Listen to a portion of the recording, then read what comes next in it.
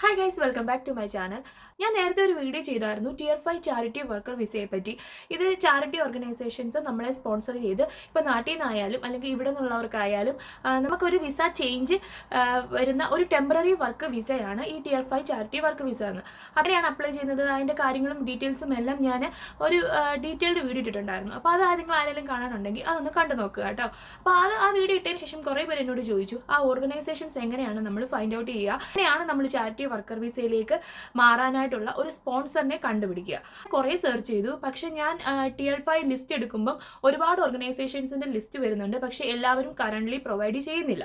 ഇനി പ്രൊവൈഡ് ചെയ്യുന്നവരാണെങ്കിൽ തന്നെയും അപ്ലൈ ചെയ്യുന്ന എല്ലാവർക്കും കിട്ടത്തുമില്ല. അതുകൊണ്ട് ഞാൻ പറഞ്ഞിട്ട് വേണമല്ലോ ഈ വീഡിയോ തുടങ്ങാനായിട്ട്. അപ്പം ഞാൻ ഈ വീഡിയോയിൽ പറയാൻ ഉദ്ദേശിക്കുന്നതെന്ന് പറഞ്ഞു കഴിഞ്ഞാൽ ടിയർ 5 ചാരിറ്റി വർക്കർ വിസ കൊടുത്തിട്ട് ഇപ്പം കറൻ്റ്ലി ഇപ്പം അവരുടെ റിക്രൂട്ട്മെൻറ്റ് ഓപ്പൺ ആയിട്ടുണ്ട്. അതിനെപ്പറ്റിയാണ് ഞാൻ പറയാൻ ഉദ്ദേശിക്കുന്നത്. നവംബർ 1 അത് ഓപ്പൺ ആയി. ഇനി നവംബർ ലാസ്റ്റ് വരെ ഉണ്ട് അതിൻ്റെ റിക്രൂട്ട്മെൻറ്റ് ഓപ്പണിംഗ് ടൈം എന്ന് പറയുന്നത്. അപ്പം ഞാൻ കുറച്ച് താമസിച്ച് പോയി. ഓൾറെഡി ഇതിൻ്റെ എനിക്ക് അപ്ഡേഷൻ കിട്ടിയതായിരുന്നു. പക്ഷേ എനിക്ക് ജോലിയും കാര്യങ്ങളൊക്കെ ആയിട്ട് വീഡിയോ ചെയ്യാനായിട്ട് ഒരു സമയം കിട്ടിയില്ല. അപ്പം ഇനിയായാലും നിങ്ങൾ താമസിച്ചിട്ടില്ല, ട്രൈ ചെയ്യാം നിങ്ങൾക്ക്. പിന്നെ ഞാൻ ഇടയ്ക്ക് ഞാൻ പറഞ്ഞതുപോലെ തന്നെ അപ്ലൈ ചെയ്യുന്ന എല്ലാവർക്കും ആ വിസ കിട്ടില്ല എന്ന് തന്നെ ആ സൈറ്റിൽ തന്നെ കിടപ്പുണ്ട്. ഗൈസ്, എൻ്റെ പേര് സ്മിത. നിങ്ങൾ ആദ്യമായിട്ടാണ് എൻ്റെ വീഡിയോ കാണുന്നതെങ്കിൽ സബ്സ്ക്രൈബ് ചെയ്യാൻ മറക്കരുത്. പിന്നെ തൊട്ടടുത്തുള്ള ബെല്ലൈക്കൺ കൂടി പ്രസ് ചെയ്തിട്ട് നോട്ടിഫിക്കേഷൻ ഓൺ ആക്കണം. എങ്കിൽ മാത്രമേ ഞാൻ ഇടുന്ന പുതിയ വീഡിയോസ് നോട്ടിഫിക്കേഷൻ നിങ്ങൾക്ക് കറക്റ്റ് ലഭിക്കുകയുള്ളൂ. അപ്പം ഏതാണ് ആ ഓർഗനൈസേഷൻ നോക്കാം. അതിന് മുൻപേ ഒരു കാര്യം കൂടെ പറയട്ടെ. ഒരു ടെമ്പററി വർക്ക് വിസയാണ്. ചിലപ്പം 1 വർഷത്തേക്ക് അല്ലെങ്കിൽ മാക്സിമം 2 വർഷത്തേക്ക് മാത്രമേ കൊടുക്കുകയുള്ളൂ. പ്രോബബിളി 1 വർഷമാണ് ഇത് പറയുന്നത്. അത് കഴിയുമ്പോൾ നമുക്ക് എക്സ്റ്റൻഷൻ കിട്ടും. അത് കമ്പനി തീരുമാനിക്കും. നമുക്ക് തരുന്ന ആ ചാരിറ്റബിൾ ഓർഗനൈസേഷൻ തീരുമാനിക്കും നമ്മളെ ഇനി എക്സ്റ്റെൻഡ് ചെയ്യിപ്പിക്കണോ, അല്ലെങ്കിൽ അവർക്ക് കറൻ്റ്ലി ആളുണ്ടെങ്കിൽ ചിലപ്പോൾ അവർ അത് വേണ്ടാന്ന് വെക്കും. പിന്നെ അതുപോലെ ഒരു കാര്യം എന്ന് പറഞ്ഞു കഴിഞ്ഞാൽ നിങ്ങൾക്ക് ഡിപ്പെൻഡൻറ്റിനെയും കൂടെ കൊണ്ടുവരാം.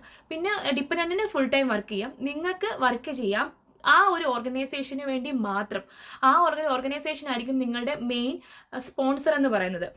പിന്നെ അത് അൺപെയ്ഡ് ആയിരിക്കും, നിങ്ങൾക്ക് പെയ്ഡ് അല്ല. പിന്നെ വോളണ്ടറി വർക്ക് ചെയ്യുമ്പം ചെറിയൊരു തുക, അതായത് നമുക്ക് കൗണ്ടബിൾ ആയിട്ടുള്ള ചെറിയൊരു തുക ചിലപ്പം അവർ തരും. നമ്മുടെ ഫുഡിന് വേണ്ടിയോ ചിലപ്പം അക്കോമഡേഷന് വേണ്ടിയോ. അക്കോമഡേഷൻ അല്ല, ചിലപ്പോൾ നമുക്ക് ട്രാൻസ്പോർട്ടേഷൻ ആയിരിക്കും അവർ തരിക. അതും ഒരു വളരെ തുച്ഛമായ എമൗണ്ട് ആയിരിക്കും. ചില ഓർഗനൈസേഷൻസ് മാത്രമേ ഇത് പ്രൊവൈഡ് ചെയ്യാറുമുള്ളൂ. ഇനി എന്താണ് വർക്ക് എന്ന് ചോദിച്ചു കഴിഞ്ഞാൽ ഒരു ചാരിറ്റി ഓർഗനൈസേഷന് വേണ്ടി നമ്മൾ ചിലപ്പം സാധനങ്ങൾ കളക്ട് ചെയ്യാൻ പോകണം. സെക്കൻഡ് ഹാൻഡ് ഷോപ്സ് ഇഷ്ടം പോലെ ഉണ്ട്. ലൈക്ക് ഫർണിച്ചേഴ്സിൻ്റെ ഉണ്ട്, ഡ്രസ്സസിൻ്റെ ഉണ്ട്, അങ്ങനെ ഒരുപാട് ഷോപ്സ് ഉണ്ട്. നിങ്ങളപ്പം ചിലപ്പം ആ സാധനങ്ങൾ മേടിക്കാൻ പോകുന്ന ഒരു വ്യക്തിയായിരിക്കും. കളക്ട് ചെയ്യാൻ പോകുന്ന കളക്ഷൻ. ഇപ്പം എനിക്ക് കുറച്ച് ഡ്രസ്സസ് ഉണ്ട്, അല്ലെങ്കിൽ കുറച്ച് ഫർണിച്ചേഴ്സ് ചാരിറ്റിക്ക് ഞാൻ ഡൊണേറ്റ് ചെയ്യാൻ പോവുകയാണെങ്കിൽ ഞാനത് വിളിച്ച് പറഞ്ഞു കഴിഞ്ഞാൽ ചിലപ്പോൾ അവർ വന്ന് കളക്ട് ചെയ്യും. അങ്ങനെയുള്ളൊരു വോളണ്ടിയർ ആകാം. ചിലപ്പോൾ സോർട്ട് ഔട്ട് ചെയ്യാൻ പാഴ്സൽസ് ഒക്കെ വരുന്നത് സോർട്ട് ചെയ്യുന്ന ഒരാളായിരിക്കും. ചിലപ്പോൾ നിങ്ങൾ അവരുടെ ഷോപ്സിൽ നിൽക്കുന്ന ഒരാളായിരിക്കും, എടുത്തു കൊടുക്കാനോ അല്ലെങ്കിൽ ബില്ലിംഗ് സെക്ഷനിലോ നിൽക്കുന്ന ഒരാളായിരിക്കും. അങ്ങനെ പല സെക്ഷൻസ് ഉണ്ട്. ചിലവർ ഫുഡ് കൊടുക്കുന്ന സെഷൻസ് ഉണ്ട്, ഫുഡ് ചാരിറ്റി ഓർഗനൈസേഷൻസ് ഉണ്ട്.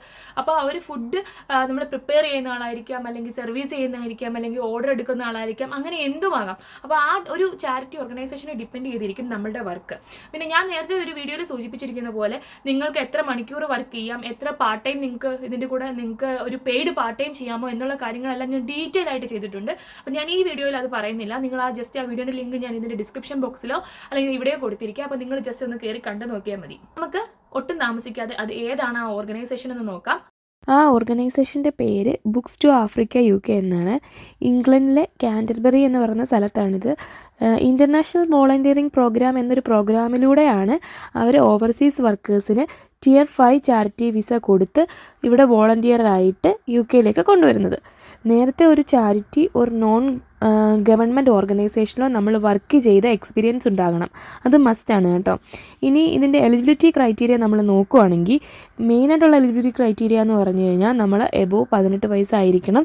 ഇംഗ്ലീഷ് ഫ്ലുവൻസി വേണം. സ്പീക്കിങ്ങിലും റൈറ്റിങ്ങിലും റീഡിങ്ങിലും എല്ലാം ഇംഗ്ലീഷ് ഫ്ലുവൻസി വേണം. നമുക്കറിയാം ഒരു ഇംഗ്ലീഷ് കൺട്രിയിലേക്കാണ് നമ്മൾ വരുന്നത്. അപ്പോൾ ആ ഒരു ഇംഗ്ലീഷ് ഫ്ലുവൻസി നമ്മൾ കാണിച്ചിരിക്കണം. ഇനി അത് കാണിക്കാൻ നമ്മളൊരു പേഴ്സണൽ സ്റ്റേറ്റ്മെൻറ്റ് നമ്മൾ ആപ്ലിക്കേഷൻ ഫോമിൻ്റെ കൂടെ വെക്കണം. ഇനി അടുത്ത കാര്യം എന്ന് പറഞ്ഞു കഴിഞ്ഞാൽ നമ്മൾ ആപ്ലിക്കേഷൻ പാസ്സായി കഴിഞ്ഞ് കഴിഞ്ഞാൽ ഒരു വീഡിയോ കോൾ ഇൻ്റർവ്യൂ ഉണ്ടാകും. വോളണ്ടിയറായി വർക്ക് ചെയ്തിട്ടുള്ള എക്സ്പീരിയൻസ് വേണം. ഇമിഗ്രേഷൻ ഹിസ്റ്ററി നമ്മൾ കാണിക്കണം. അതുപോലെ ഡിപ്പെൻഡൻസിനെ കൊണ്ടുവരുന്നതാണെങ്കിൽ നമ്മൾ അതിൻ്റെ ഡീറ്റെയിൽസും വെക്കണം. ഇനി പ്രൂഫ് ഓഫ് ഫണ്ട്സ് വെക്കണം. ഏകദേശം ഒരു 3500 പൗണ്ടെങ്കിലും കാണിക്കണം അക്കൗണ്ടിൽ. ഫോർ 6 months ഡ്യൂറേഷനാണ് അവർ പറയുന്നത്. ഇനി ഈ program I V P program start ചെയ്തത് എല്ലാ നവംബർ 1 മുതൽ 30 വരെയാണ്. ആ ഒരു ടൈമിലാണ് നമ്മൾ ആപ്ലിക്കേഷൻ ഫോം വെക്കേണ്ടത്. പിന്നെ അതുപോലെ തന്നെ ഇൻ്റർവ്യൂ നടക്കുന്നത് ഡിസംബറിലായിരിക്കും. അത് കഴിഞ്ഞിട്ട് ജനുവരിയിൽ അറിയിക്കും ആരൊക്കെയാണ് ഇൻ്റർവ്യൂ പാസ്സായത്. അവർക്ക് COS ജനുവരിയിൽ ഇഷ്യൂ ചെയ്യും. മാർച്ച് മുതലാണ് പ്രോഗ്രാം സ്റ്റാർട്ട് ചെയ്യുന്നത്. മാർച്ച് മുതൽ 12 മാസമാണ് ഈ IVP പ്രോഗ്രാം, അതായത് ഈ വോളണ്ടിയറിങ് പ്രോഗ്രാം സ്റ്റാർട്ട് ചെയ്യുന്നത്. ഇനി ഇതിൻ്റെ ആപ്ലിക്കേഷൻ ഫീസും അഡ്മിനിസ്ട്രേഷൻ ഫീസും ഒക്കെ എത്രയാണെന്ന് നമുക്ക് നോക്കാം. അഡ്മിനിസ്ട്രേഷൻ ഫീ 500 പൗണ്ടാണ്. അതിൽ 10 പൗണ്ട് ആപ്ലിക്കേഷൻ സ്റ്റേജിലെടുക്കും. അത് നോൺ റീഫണ്ടബിൾ ആണ്. നിങ്ങൾ പാസ്സായാലും ഇല്ലേലും നോൺ റീഫണ്ടബിൾ ആണ്.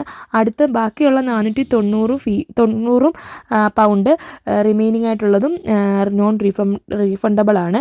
ഇനി അടുത്ത പ്രോഗ്രാം ഫീ എന്ന് പറയുന്നത് 1500 പൗണ്ടാണ്. അത് നിങ്ങളുടെ വിസ അപ്രൂവ് ചെയ്ത ഉടനെ തന്നെ നിങ്ങളത് പേ ചെയ്യണം. നിങ്ങൾക്ക് വിസ അപ്രൂവ് ആയി കഴിഞ്ഞിട്ട് നിങ്ങളത് പേ ചെയ്തില്ലെങ്കിൽ നിങ്ങളുടെ COS ക്യാൻസലാക്കുമെന്നാണ് പറഞ്ഞിരിക്കുന്നത്. പിന്നെ ഷിഫ്റ്റ് 20 പെർ അവേഴ്സ് എങ്കിലും മിനിമം വർക്ക് ചെയ്യണം. 9 AM to 5 PM ആയിരിക്കും. ഏതെങ്കിലും 3 ദിവസമായിരിക്കാം വർക്ക് ചെയ്യുന്നത്. നമ്മളത് ചെയ്തില്ല എങ്കിലോ ആബ്സെൻസോ ഉണ്ടെങ്കിൽ നമ്മുടെ COS ക്യാൻസലാക്കും.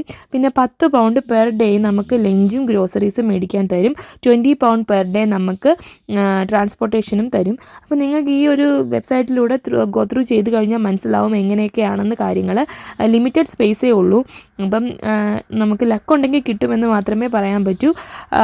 അത് ഞാൻ അതുകൊണ്ട് ആർക്കും അതിനെ വലിയ ഹോപ്പ് കൊടുക്കുന്നില്ല. എന്നാലും നമുക്ക് ട്രൈ ചെയ്യാം. അറ്റ്ലീസ്റ്റ് നമുക്ക് ട്രൈ ചെയ്യാം.